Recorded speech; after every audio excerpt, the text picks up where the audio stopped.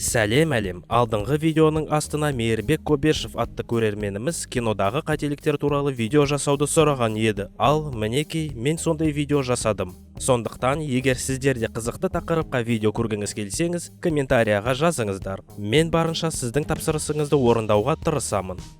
Бүгінгі таңда кино саласы қатты дамып кеткеніне қарамастан, киноларда әрдайым қателіктер кетіп жатады. Өйткені киноны адамдар жасайды. Қазір мен сендерге атақты кинолардағы қателіктерді көрсететін боламын. Ал кеттік.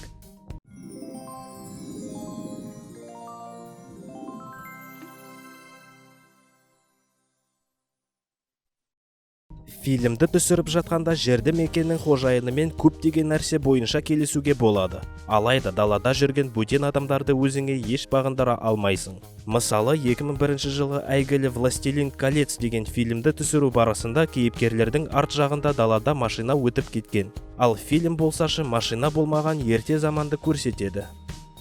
1985 жылғы «Волчонок» деген кинода баскетболдың өте маңызды матчы болып жатқан еді.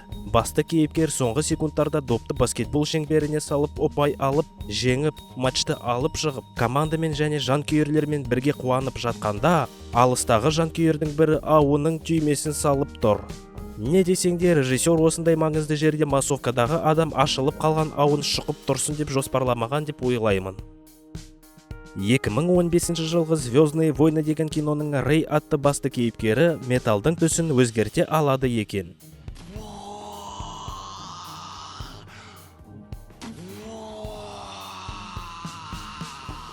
Мінекей, Рей дроидтың антеннасы қисық екенін көріп түзетіп отырғанда, антенна сұр түсті болып тұр. Ал мінекей, Рей антеннаны орнына орналастырып отырғанда, антеннаның түсі ақ болып кеткен. Қалжың ғой, Рей металдың түсін өзгерте алмайды. Киноны көру барысында дроидтың басындағы антеннаның түсі үнемі өзгеріліп тұрады. Киноны түсіргенде бірнеше дроидты қолданғандары сияқты, және де алаңдағы адамдардың біреуі де антеннаның түсіне мән бермеген. 2017 жылғы Тор деген киноға Marvel компаниясы $180 миллион жұмсаған. Соған қарамастан қателіктердің саны жеткілікті. Мысалы, сценариядағы қателік Торда ма, әлде режиссерда ма логикасы қызық енді. Басты кейіпкер Тор жауыз дұшпанды жеңіп, оның мүйізін тартып алған.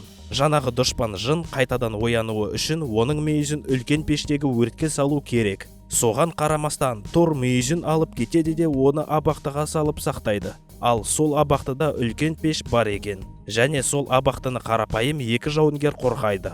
Әрине, жау дұшпандар шабуыл жасап, оңаймен мүйізді сол жерде тұрған пешке салып жынды оятып жібереді. Әрі қарай фильмде кішкене қателіктер де бар. Жылдамырақ оларды да қарап өтейік. Мысалы, мында Тор шынжырмен байланып жатқанда аяқтары тік жатыр. Ал дәл келесі кадрда оның аяқтары бүктеліп жатыр.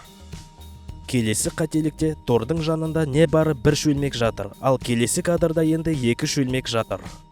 Енді осы киноның соңғы қателігі Валькирияның қолында. Ол барда отырғанда қолында біресе пышақ ұстап отырады, біресе пульт, біресе пышақ, біресе тағы да пульт.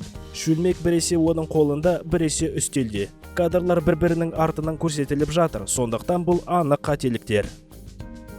2018 жылғы «Мстители» деген кинода бірнеше қателіктер бар. Мысалы, мәні. Танос Вижнның мойнын ұстап тұрғанда, көмекке келген қатынға алаңданып, оны ысырып соғып жібереді. Сосын келесі кадрда Танос қайтадан Вижнның мойнын ұстап бастайды. Негізі логика бойынша оны жібермеуі керек еді. Және де Вижн ағып отыр, жібергенде қашып кетпей.